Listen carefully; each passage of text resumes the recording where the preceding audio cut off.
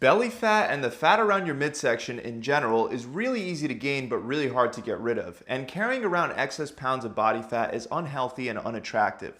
So many people take it upon themselves to fix their belly fat problem, and most of them do it by trying to do crunches and sit-ups until the fat disappears. But crunches and sit-ups are some of the worst exercises you can do because they don't burn a lot of calories at all, and unfortunately, you can't target the fat on your midsection by doing ab exercises.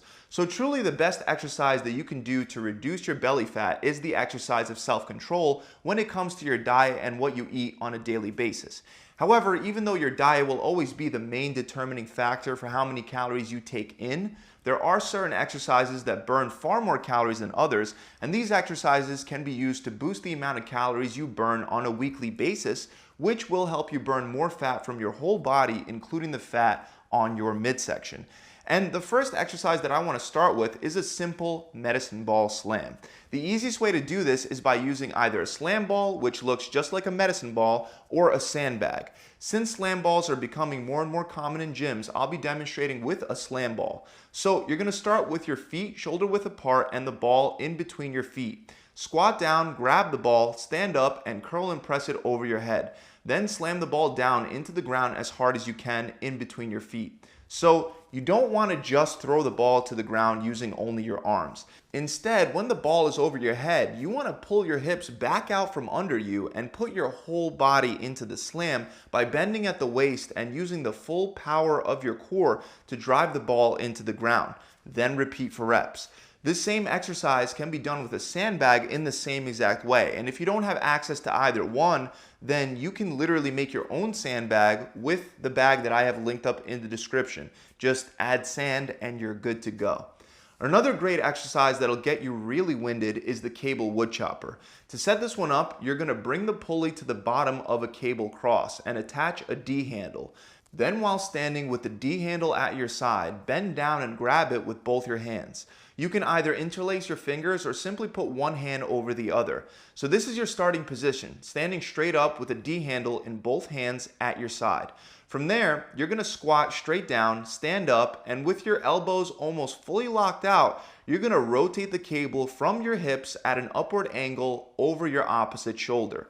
Then bring the cable back to the starting position while still keeping your elbows almost fully locked out, and then repeat for reps on one side before switching to the other. Don't make the mistake of bending and extending your arms on each of your repetitions. This should be a rotational movement. And keep in mind that most people don't perform exercises that develop rotational strength. And this is a big problem because almost all injuries occur when a rotational force is involved. So strengthening with exercises like the wood chop can really help prevent potential injuries. Next, we have one of the best calorie burning exercises, period, the weighted burpee. To begin, you're going to grab two moderately heavy dumbbells that you can curl and press over your head. Then stand straight up with both dumbbells hanging down at your sides. Squat down as you bend your back and plant both dumbbells around the outsides of your feet. Then jump your feet back out into a push-up position and perform a push-up onto the dumbbells. After that, hop your feet back in between your hands and stand straight up with the dumbbells. When lifting the dumbbells off the ground, you want to do it with good form, as if you're performing a suitcase deadlift. So make sure that you maintain the neutral curve of your lower back as you stand up. And then you're going to curl and press those dumbbells over your head. Finally, lower the dumbbells back to your shoulders, then bring them back to your sides, and then repeat for reps.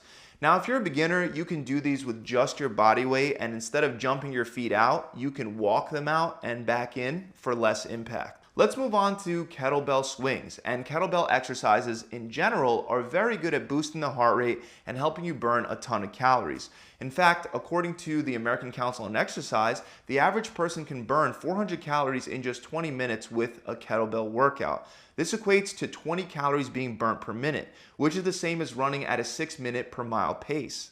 And the staple kettlebell exercise in every routine is the kettlebell swing. So to begin, start with your feet a little wider than shoulder width and the kettlebell out in front of you. Bend your knees, grab the kettlebell with both hands, and remember to keep your arms straight and relaxed throughout this entire exercise. It's not meant to be an arm exercise, but rather a hip hinging exercise. So lift the kettlebell up, relax your knees, shift your body weight back into your heels, and lower your butt backwards and down as you swing the kettlebell behind you in between your legs. Then drive through your heels and explode through your hips. This explosive hip hinging motion should send the kettlebell swinging upward. It's very important that as you pop your hips forward, you also stop them and don't allow them to go past a neutral spine. Pushing your hips forward too much will hyperextend your spine and will more than likely lead to a back injury. So pop your hips, then squeeze your core and your glutes to stop at neutral and aim for the kettlebell to come up to about chest height, with your arms still extended out in front of you. Then allow the kettlebell to come back down as you shift your weight back on your heels, hinge your hips, and catch the weight of the kettlebell as you use the momentum to go straight into your next rep. Keep in mind that this is not a squat with a frontal raise. If you're muscling the kettlebell up using your shoulders, you're doing it wrong. Another kettlebell exercise that'll burn even more calories is known as the kettlebell long cycle, but you should only perform this exercise after you've already learned how to do regular kettlebell swings well. To begin, you'll have 2 kettlebells on the floor in front of you. Bend down and grab one in each hand. Then swing both in between your legs with your hands in a neutral position. This part is the same as the kettlebell swing, except after you pop your hips forward, you want to quickly tuck your elbows tight into your ribs and bring your hands together under your chin. This should create a pocket to catch the kettlebell in. Don't make the common mistake of catching the kettlebells with your hands wide apart, as that will externally rotate your shoulder into a position that's very likely to cause a shoulder injury. So once both kettlebells are in that rack position in those pockets that you made with your arms, you want to bend your knees, lean back slightly, and explode upwards as you perform a push press to get the kettlebells up over your head. Then lower the kettlebells back into that rack position in those pockets while simultaneously bending the knees to catch the weight. And from there, lower down and swing under in between your legs before popping back up and repeating for reps. Next, we have one of the best fat loss machines out there, and all it is just a big, long, heavy rope, the battle rope. Now, there are many exercises you can do with the battle rope for the purpose of fat loss, and I'll quickly run through a couple. First is the alternating speed rope slams. You'll hold an end of the rope in each hand, slightly bend your knees, and make short curling and extending motions with your arms to create quick wave-like slams along the length of the rope. With this drill, you want to focus on moving the rope as fast as possible. Alternatively, instead of speed, you can focus on power by performing overhead rope slams with both arms at the same time. Just like with the slam ball, we're going to raise both of the ropes all the way up over the head and slam them all the way down using our whole body, especially our core. Then lift back up over your head and repeat for reps. One more variation involves holding the rope in your hands upside down. And then you're going to raise the rope up and loop it across your body and then slam it down. After that, you're going to loop it up and over to the other side, slam it down, and then repeat for reps. Another great simple fat loss machine is the Prowler. As easy as it might sound, you simply stack up some weight onto a prowler or a sled and you push it down one way, then bring it back the other way for a complete lap. When my clients at my gym felt lazy and didn't feel like training, I would ask for them to simply come in and perform 10 laps with the Prowler. And soon enough, the Prowler became nicknamed the throw-up machine. So if you ever feel like skipping a workout, just go to the gym and push a heavy Prowler or sled for a total of 10 laps back and forth. In my gym, the length of the turf is 60 feet, so a lap is about 100 to 120 feet of pushing the Prowler. Also remember, when selecting the weight load, make sure it's heavy enough to struggle. You shouldn't be zipping up and down the turf with no effort. Next are mountain climbers, and these can be done anywhere to elevate your heart rate really high, but specifically I want to talk about a more advanced way to do them utilizing a TRX. So you're going to adjust the TRX straps by bringing them down to the bottom a few inches above the ground. Then you're going to take a seat with your feet close to the straps and you're going to cross them over so that the left strap is on the right and the right strap is on the left. Then put your feet into the straps and throw one foot over the other as you turn over onto your stomach. From there, you'll get up into a push-up position and start performing mountain climbers by bringing in one knee up towards your chest and then alternating back and forth with your other knee for reps. Another great exercise for that transverse or rotational plane of motion that involves slamming as well is the hammer swing. Now, not everyone will have access to this exercise, but anyone that seriously wants to try this can go to a junkyard and pick up a tractor tire either for free or for dirt cheap. You would also need a long weighted hammer weighing 5 to 15 pounds. Then stand in front of the tire while gripping the hammer at the end with both hands. Stand in a staggered position with your left foot in front of your right. Swing in an arc-like looping path around your right side and over your head. Then pull your hips out from under you, contract your core, and slam the hammer down using your whole body. As the hammer bounces off the tire, switch your stance so that your right foot is now in front of your left. And now loop around on the other side, slam it down, and repeat for reps.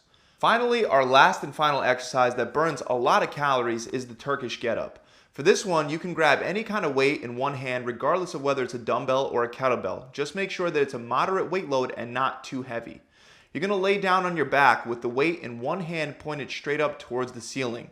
Take your leg that's on the same side as the weight and bend that knee. Meanwhile, your other leg is going to stay straight. Then sit up while still keeping the weight pointed straight up towards the ceiling and prop yourself up on your other elbow. From there, continue sitting up while extending your elbow and then plant your hand on the ground behind you. Then you're going to lift your hips up off the ground as if you were getting ready for a side plank. But instead, you're going to make room to slide the leg that's closer to the ground back behind you and plant it into the ground not too far from where your hand is. Then you're going to come up into a lunge position and stand all the way up with the weight above your head. Then you're going to reverse the movement, so lunge, post, kick your leg out, lower to your elbow, and then return to the starting position before repeating for reps. So those are 10 exercises that are amazing at burning a lot of calories, which should help you burn more fat. Keep in mind that these exercises should not replace your regular strength training routine where you lift weights and try to progress the amount that you can lift on each session. These exercises can be used in addition to that to burn more calories and speed up your progress. An easy way to combine all of them into a fat-burning workout is to do each exercise for 10 interval rounds of 20 seconds on and 10 seconds off. Then take a minute break and move on to the next exercise. It's going to start off pretty easy, but I promise you, you'll be sweating buckets by the end. So that's it. Remember to subscribe to the channel. Also, if the exercises today were too difficult or too intimidating, I'm linking up a video below to some easier modifications. And if you want any extra coaching with your diet or workout plan and you want to take the next step, head on over to my website where you can get a full 42-day workout plan, a customized diet plan, a recipe book, and of course a coach to answer all your questions whenever you need. To find out more, click the link in the description below, or you can just head on over to my website directly at gravitytransformation.com. I'll see you guys soon. Pump it.